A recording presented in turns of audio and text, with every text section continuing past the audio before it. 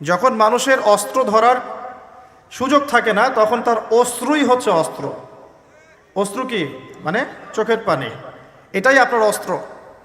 ইমাম শাফিঈ রাহিমাহুল্লাহ বলতেন যে তাহাজ্জুদের ওয়াক্ত মানে যখন শেষ রাত চলে আসে, তাহাজ্জুদের ওয়াক্তে যে দোয়াগুলো করা হয় এগুলো এমন এমন তীর বা এমন অস্ত্র যেটা কখনো ব্যর্থ হয় না। জুমার দিনে দুইটা সময় থাকে, এই সময় আপনি যে দোয়াই করবেন আল্লাহ কবুল করবেন ইনশাআল্লাহ, যদি আপনার আকীদার মধ্যে শিরক না থাকে, আমলে বেদাত না থাকে এবং রিজিকটা হালাল হয়। সময়টা হচ্ছে জুমার খুতবা, খতিব যে খুতবা দেওয়ার পরে নামাজ পড়ান না, খুতবার পরে নামাজ পড়ান। খুতবা শুরু হওয়া থেকে নামাজ শেষ হওয়ার এই যে মধ্যবর্তী সময়, এই সময় দোয়া কবুল হয়। আজকে আমরা কয়জন দোয়া করেছি? ইমাম সাহেবরা, খতিব সাহেবরা দোয়া করেছেন খুতবায়। জনগণ আমরা আরবি সম্পর্কে এতটাই অজ্ঞ যে যখন ইমাম দোয়া করেন ওইটা যে দোয়া, এই দোয়ার সাথে আমিন বলতে হবে এটাও আমাদের জানা থাকে।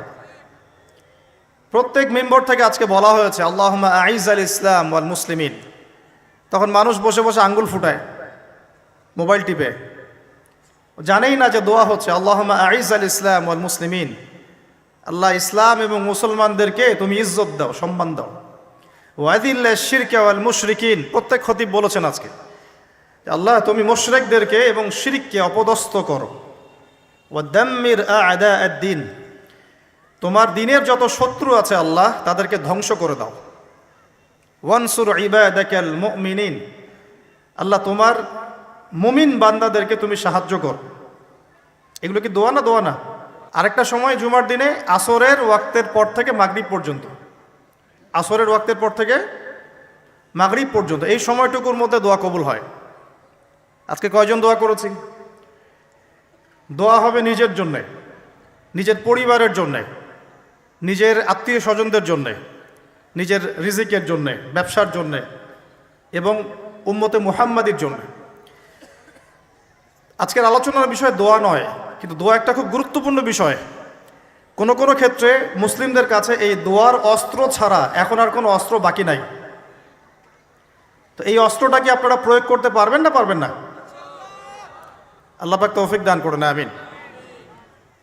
জুমার দিনে সূরা কাহাফ তিলাওয়াত করতে হয়, এটা কি আপনাদেরকে কেউ বলেছে না বলে নাই? কেন প্রত্যেক জুমায় সূরা কাহাফ তিলাওয়াত করতে হবে? কেন? নবী সাল্লাল্লাহু আলাইহি ওয়াসাল্লাম বলেছেন, একটু মনোযোগের সাথে শুনতে হবে।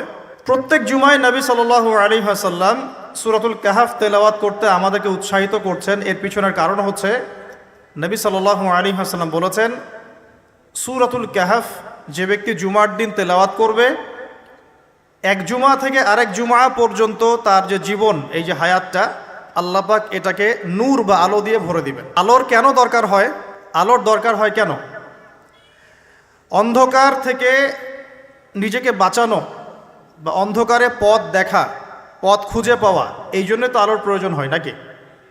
তাহলে আপনার জীবনটাকে আলো দ্বারা ভরে দেওয়া হবে। অর্থাৎ আমরা যে পৃথিবীর জীবনে বসবাস করছি, চারপাশে অনেক অন্ধকার আছে কি নাই? এই অন্ধকারগুলো কাটিয়ে উঠতে আপনাকে সূরাতুল কাহাফ কাজে দিবে ইনশাআল্লাহ। তো নূর দিয়ে ভরে দেওয়ার অর্থ হচ্ছে আপনার জীবনটাকে আল্লাহ পাক ঈমানের নূর দিয়ে ভরে দিবেন ইনশাআল্লাহ। সত্যি কথা কি জানেন যে আমরা এখন চিন্তা করতে ভালোবাসি না, পছন্দ করি না। আমাদের চিন্তা করার সময় কোথায়? আমাদের সকালবেলা ঘুম থেকে উঠে ব্রাশে পেস্ট নিয়ে বাথরুমে যেতে হয়, কারণ আমাদেরকে অফিস ধরতে হবে 8টায় 9টায়, কাউকে স্কুলে কলেজে ইত্যাদি ইত্যাদি। চিন্তার সময় কোথায়? চিন্তা তো করতাম আমরা তাহাজ্জুদের ওয়াক্তে, তাহাজ্জুদের নামাজ পড়ে চুপচাপ বসে চিন্তা করতাম কি হচ্ছে, কি হতে পারে, আমার কি হালত, আমি কি করব, দুনিয়াতে কি করলাম, পরকালে কি উত্তর দিব ইত্যাদি। চিন্তার সময় হচ্ছে ফজরের নামাজের পরে। দেখা যায় 70% মানুষই ওই সময় জাগনা থাকে না, তাই না? চিন্তার সময় কোথায়? সকালবেলা যখন আমরা উঠি, শুরু হলো ফার্স্ট লেন অফ লাইফ, মানে রেস, দৌড়ানো। আমরা ঢাকার ফ্লাইওভারের উপর উঠে দেখি মানুষ ছুটছে, খালি ছুটছে। 1 সেকেন্ড কেউ কাউকে ছাড় দিবে না। তখন গাড়ি ড্রাইভ করছে, 1 সেকেন্ড সে যে ছাড় দিবে, একটু দাঁড়াবে, আমরা চলে যাব, সাইড দিবে না। কারণ ও আর প্রতিযোগিতায় আছে, কে কার আগে যেতে পারে। কেউ কাউকে ছাড় দেয় না। তো এটা কি কিসের প্রতিযোগিতা? দুনিয়ার। এই ব্যস্ততা কিসের বলেন? দুনিয়ার। এখন এই ব্যস্ততার সময় ঠান্ডা মাথায় চিন্তা করার সময় কোথায়? ভাবতে হবে, চিন্তা করতে হবে। একটু থামেন। এই যে ব্যস্ততার যুগে আপনি ঢুকে গেছি আমরা, সকাল থেকে শুরু করে রাত পর্যন্ত একটাই ফিকির, একটাই চিন্তা, টাকা পয়সা, বাড়ি গাড়ি, স্ত্রী সন্তান, বউ বাচ্চা, আমার ক্যারিয়ার, আমার রিজিক, এই তো। একটু এর মাঝে সময় নেন, আল্লাহকে সময় দেন, নিজের অতীতের পাপগুলোকে নিয়ে ভাবেন। কত বছর আমরা পৃথিবীতে থাকতে পারি? হাইয়েস্ট কত বছর? 100 বছর হাইয়েস্ট। ভাবেন তারপরে কি হবে? আমার পরে আমি কোন প্রজন্ম রেখে যাচ্ছি? ওরা কি আদৌ আমার জন্য রব্বির হামহুমা কেমা রব্বায়ানি সগীরা পড়তে পারবে? আমি কি ওকে শিক্ষিত করলাম? আলিফ বাও তো চিনে না আমার ছেলেটা, আমার ছেলে আলিফ বাই চিনে না। এই জেনারেশনের একটা জেনারেশন ছিল, আমাদের আগের জেনারেশন, মাশাআল্লাহ। তখন কি হতো? প্রত্যেকটা গ্রামে গ্রামে, শহরে শহরে, স্কুলে কলেজে, বিভিন্ন জায়গায় বাধ্যতামূলক আপনি আরবি পড়তেন। তো এখন বিশ্বাস করেন তো? আপনি তো বিশ্বাস করেনই, আমি জানি। বিশ্বাস করেন কি যে আপনি এখন আরবি থেকে অনেক দূরে সরে গেছেন? আপনি এই যে পড়াশোনা করেছেন, ওই যে ভাই হাত তুললেন ফিজিক্সে, মিনিমাম 20 বছর। তা আপনি 20 বছরে 20টা সূরা শিখেছেন কি? আমরা আমাদের পরের জেনারেশনকে কোন হালতে রেখে যাচ্ছে, এগুলো কি ভাবতে হবে না? হবে না? আলী ইবনে আবি তালেবের একটা কথা বলি, তাহলে আপনি বুঝবেন। আলী ইবনে আবি তালেবের নাম কি শুনেছেন আপনি? শোনা উচিত ছিল। তারা আপনার আইডল। আমাদের আইডল হচ্ছে মুহাম্মদ সাল্লাল্লাহু আলাইহি ওয়াসাল্লাম, সাহাবায়ে কেরাম, তাবে তাবেঈন, ইমামগণ, মুজতাহিদ কেরাম, মুজাহিদ। আলী ইবনে আবি তালেব বলতেন যে মানুষ যখন দুনিয়ায় চলাফেরা করে তখন মনে হয় সে ছাড়া দুনিয়াতে আর কিছুই নাই, আর সে এমনভাবে দুনিয়া থেকে চলে যায় মনে হয় সে কখনো দুনিয়ায় ছিলই না। দুটো কথা ভাবেন, ভাবতে হবে। আজকের লেসনটা কি? ভাবতে হবে। তিনি বলছেন মানুষ এমনভাবে দুনিয়ায় চলাফেরা করে মনে হয় সে ছাড়া দুনিয়াতে আর কিচ্ছু নাই। আমাদের চলাফেরা এমন না? দেখেন প্রত্যেকটা অঙ্গনেই, পলিটিক্যাল অঙ্গন, ইকোনমিক অঙ্গন, ধর্মীয় অঙ্গন। পলিটিক্যাল অঙ্গনে একজন নেতার চলাফেরা দেখলে মনে হচ্ছে সে ছাড়া কিছুই নাই দুনিয়াতে।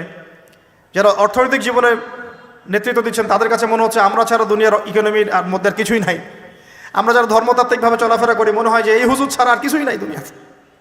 আমার চেয়ে বড় শায়েক আর কে আছে? আমার চেয়ে বড় আর আলেম আর মুফাসসির কে আছে? সমস্যা সবার ভিতরে। শুধু এক শ্রেণীর মানুষকে আপনি টার্গেট করে আঘাত করে কথা বলা যাবে না। দেখতে হবে দূরদর্শিতার সাথে, সমস্যা সবার ভিতরে। এখন দেখেন আমরা দুনিয়াতে চলছি, মনে হচ্ছে যে আমরা ছাড়া আর কিছুই নাই মনে হয়, কিন্তু মানুষ দুনিয়া থেকে চলে গেছে। প্রায় মিলিয়ন, বিলিয়ন, ট্রিলিয়ন মানুষ এখন দুনিয়া থেকে চলে গেছে সূচনা থেকে এই পর্যন্ত। তাদের কোনো খবর আছে? কাদের খবর আছে? যারা এই দুনিয়াতে থাকাকালীন এমন কিছু করে গিয়েছিল যার ফলশ্রুতিতে আল্লাহ পাক তাদেরকে চিরস্মরণীয় করে রেখেছে। আমরা কি আবু বকর সিদ্দিকের নাম শুনে নেই? তার কৃতিত্ব মর্যাদা কি কমে গেছে না বেড়েছে? উমর ইবনুল খাত্তাবের নাম শুনি নাই? পৃথিবীর শেষ পর্যন্ত তার মর্যাদা কি কমে যাবে? উসমান বিন আফফানের নাম শুনেছেন? তার কথা কি আমরা আলোচনা করি না সম্মানের সাথে? আলী রাদিয়াল্লাহু আনহুর কথা বললাম, তার কথা কি আমরা সম্মানের সাথে আলোচনা করি না? করি। তার মানে আমরা আমাদের কীর্তি দিয়ে, ভালো কিছু কাজ দিয়ে এই দুনিয়াতেও অমর থাকতে পারি, আল্লাহর কাছেও সম্মান পেতে পারি। এটাই কি আমাদের জীবনের উদ্দেশ্য হওয়া উচিত না? ভাবতে হবে কি না? আল্লাহ পাক আমাদেরকে তৌফিক দান করুন। দাউদ আলাইহিস সালাম ছোট, তখন 14-15 বছর বয়স হবে। আল্লাহ পাক মূসা আলাইহিস সালামকে বলেছিলেন তুমি তোমার সম্প্রদায়কে নিয়ে এই জেরুজালেমে যুদ্ধ করবে। কাকে বলেছেন? মূসা আলাইহিস সালামকে। তুমি মূসা আলাইহিস সালাম তোমার সম্প্রদায়কে নিয়ে এই জেরুজালেমে গিয়ে যুদ্ধ করো। ওখানে আমালেকা নামে একটা সম্প্রদায় আছে, এরা খুবই শক্তিশালী, তবে তোমরা যদি ইমানদার হও তোমরা এর উপর বিজয় লাভ করবে। এর আগ পর্যন্ত এরা কিন্তু ওখানে ঢুকতে পারে নাই। কথা বুঝতে পারছেন? আল্লাহ পাক শর্ত দিলেন যদি যুদ্ধ করে জয় করতে পারো তাহলে তোমাদের এই জায়গাটা তোমাদের। তো মূসা আলাইহিস সালাম বললেন তার কওমকে চলো যুদ্ধ করি। তো মূসা আলাইহিস সালামের কওম বলছে ইযহাব আনতা ওয়া রাব্বুকা ফাকাতিলা ওয়া ইন্না হাহুনা কাঈদুন। এই মূসা তুমি যাও আর তোমার রব গিয়ে যুদ্ধ করো, আমরা এখানে বসে থাকলাম। কথা কি বুঝতে পারেন নাই? মানে এরা কোন কম? ওই যে ফেরাউনকে ডুবে মরতে দেখেও বিশ্বাস করে না, বাছুর পূজা শুরু করে, আল্লাহ পাক একটার পর একটা নিদর্শন দেখান, তাও অস্বীকার করে। তাওরাত নিতে গিয়েছেন মুসা আলাইহিস সালাম, এসে দেখেন তারা বাছুর পূজা শুরু করেছে। মান্না সালোয়া আল্লাহ দিচ্ছেন, তাও অস্বীকার করে। মৃত থেকে জীবিত করেন, তাও অস্বীকার করে। শেষমেশ বলে বসলো যে ইয়া মুসা লান নুমিনা লাকা হাত্তা নারাল্লাহ জাহরা, হে মুসা আমরা তোমার প্রতি বিশ্বাস করব না যতক্ষণ না আল্লাহকে সামনে দেখাচ্ছ আমাদের চোখ দিয়ে। এটা সেই জাত যে নবীদেরকে এত কষ্ট দিয়েছে। তো মুসা আলাইহিস সালাম যখন বললেন চলো, আল্লাহ পাক যুদ্ধের কথা বলেছেন, ওটা যুদ্ধ করে জয় করতে পারলে আমাদের হয়ে যাবে। তো বলছে ওখানে আমালেকা সম্প্রদায় আছে এত বড় শক্তিশালী, তুমি যাও, তোমার রব গিয়ে যুদ্ধ করো, আমরা এখানে বসে আছি। আর আমাদের নবী মুহাম্মদ সাল্লাল্লাহু আলাইহি ওয়াসাল্লাম যখন বদরের মাঠে 313 জনকে নিয়ে পরামর্শ করছেন কি করব, যুদ্ধ করব কি না, তখন আমাদের মুসলিম সেনা বাহিনীর মধ্যে যে সাহাবীরা ছিলেন, সাদ বিন মুয়াজ রাদিয়াল্লাহু আনহু, তিনি বলছিলেন ইয়া রাসূলুল্লাহ সাল্লাল্লাহু আলাইহি ওয়াসাল্লাম, আপনি আমাদেরকে নিয়ে বদরের মাঠ কেন, যদি উত্তাল সাগরেও ঝাঁপ দিতে চান আমরা সেখানেও ঝাঁপ দিব ইনশাআল্লাহ। কত পার্থক্য, তাই না? তিনি বলছিলেন যে আমরা সেই কথা আপনাকে বলবো না যেই কথা মুসার কওম মুসাকে বলেছে, বরং আপনি যদি আদেশ করেন আমরা উত্তাল সাগরেও ঝাঁপ দিতে পারি। এমনি এমনি তো বদরের যুদ্ধ আসে নাই, বিজয় আসে নাই, এইসব ইমানের কারণে এসেছে। এখনো কি এই মাজলুম ভাইয়েরা উত্তাল সাগরে ঝাঁপ দেয় নাই? তারা তাই করছে। ওইদিকে আসছি আমি পরে, এই জায়গাটা একটু বোঝেন। তো যুদ্ধ তারা করলো না, যুদ্ধ করলো না। আল্লাহ পাক শাস্তি দিলেন। কি শাস্তি? 40 বছর আল্লাহ পাক ওদেরকে একটা জায়গায় ঘুরপাক খাওয়ানো শুরু করলেন। সকালে উঠে একটা পাহাড়কে কেন্দ্র করে ঘুরতো, সন্ধ্যায় এসে আবার সেই জায়গায় থেমে যেত। এটাকে বলা হয় তিহ উপত্যকার 40 বছরের শাস্তি। সূরা বাকারার মধ্যে দলিল আছে। এবার মুসা আলাইহিস সালামের জীবনটা শেষ, উনার হায়াত শেষ, উনি চলে গেলেন আল্লাহর কাছে। পরবর্তীতে নবী হলেন ইউশা বিন নুন। কি নাম? ইউশা বিন নুন। মনে রাখার চেষ্টা করেন, ভুলে যান না আবার। ইউশা বিন নুন একজন নবী। এবার ইউশা বিন নুনের সময় ওই বনু ইসরাইলি বলছে যে আমরা যুদ্ধ করতে চাই, ওই জায়গা আমরা দখল করতে চাই। আর ভাত খাওয়া কমায় দেন, রুটি খান বেশি করে, আর ভাতের চেয়ে তরকারি বেশি খাবেন। চিনি খাওয়া কমায় দেন, মধু খান, কালিজিরা খান, রাতের বেলা ঘুমান, রাত জায়গার না, ফজরের পর জায়গা থাকেন, ব্রেন শার্প হবে ইনশাল্লাহ, তখন বুঝতেও সুবিধা হবে, মনে রাখতেও সুবিধা হবে। আমাদের ব্রেন এখন কেমন জানেন? বিশ্বাস করেন আর না করেন, আমাদের ব্রেন হচ্ছে ওই যে বক্সের মধ্যে যে মাছগুলো থাকে ওই মাছের মতো। একটা বক্সের মধ্যে মাছগুলো ঘুরতে থাকে কেন? বছরের পর বছর, দিনের পর দিন কেন ঘুরতে থাকে? কারণ এদের মেমোরির ধারণ ক্ষমতা খুব কম। ওরা কোন রাস্তা দিয়ে আসে ভুলে যায়, মনে করে এই রাস্তা দিয়ে আমি আসি নাই, আবার ওই রাস্তায় যায়।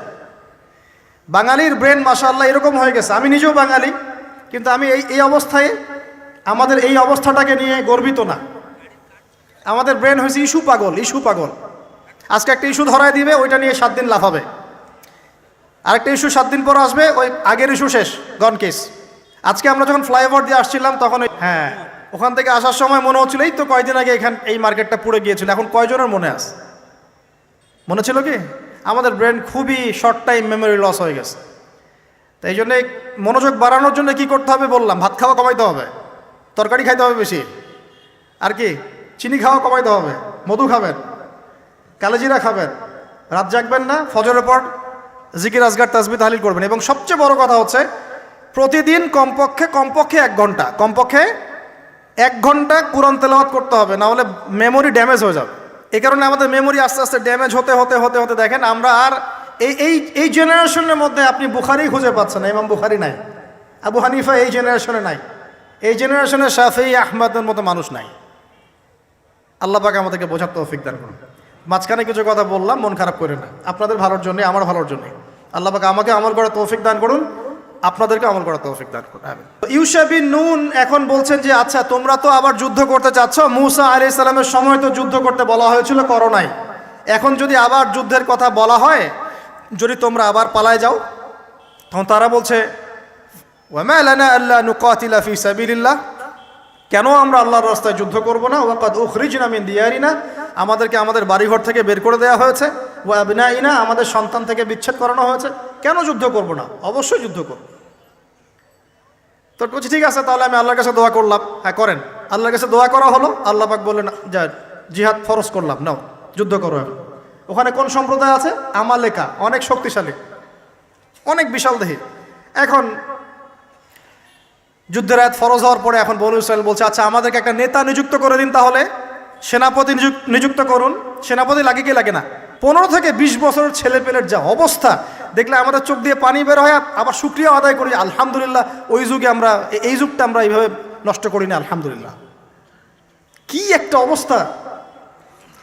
এদের অর্ধেকের সাইকোলজি নষ্ট করে দিয়েছে বিভিন্ন মুভিজ, সিনেমা। এখনকার অনেক মুভিজে দেখায় যে সে গ্যাংস্টার হচ্ছে, গ্যাংস্টার হওয়াটা একটা প্যাশন। ওইটা দেখে দেখে সে নিজেও গ্যাংস্টার হওয়ার চেষ্টা করে, সাইকোলজি নিয়ে খেলে।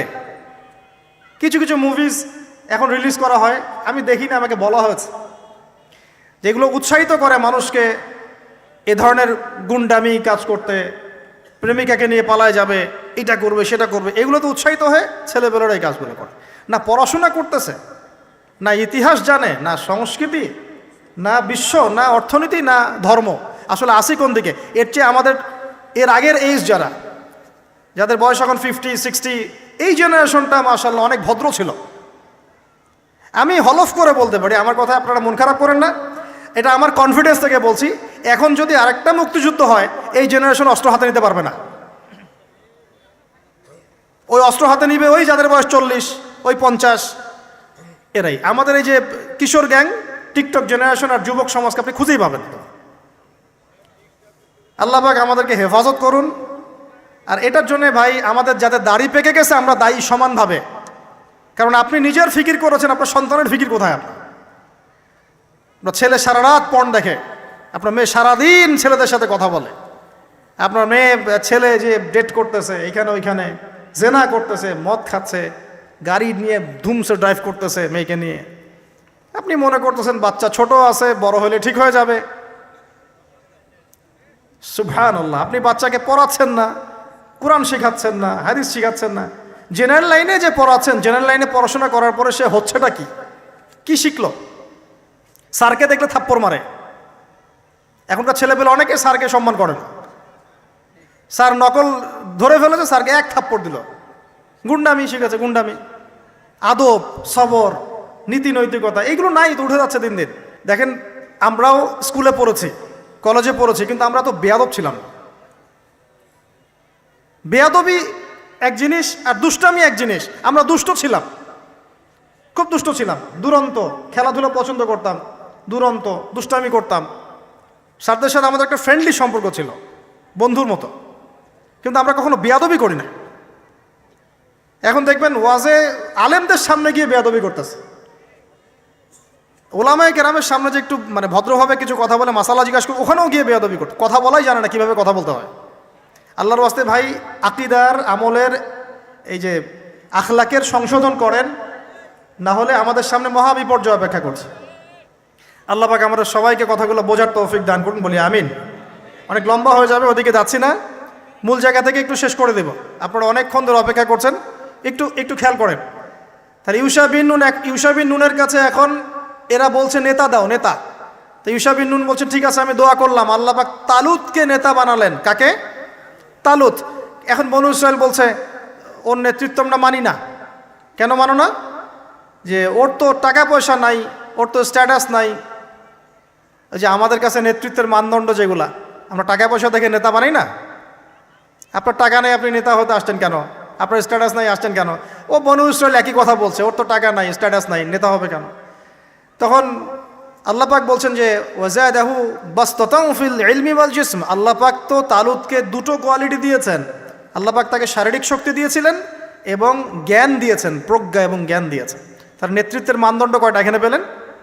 দুটা।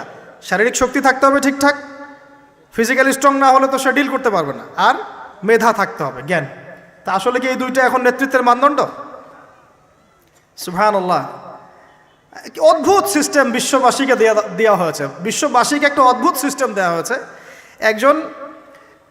একজন মেজর, একজন কর্নেল, একজন বিসিএস ক্যাডার মানুষ এমন একজন মানুষকে স্যালুট করে যে মানুষটা অক্ষর জ্ঞান নাই, নামও স্বাক্ষর করতে পারে না,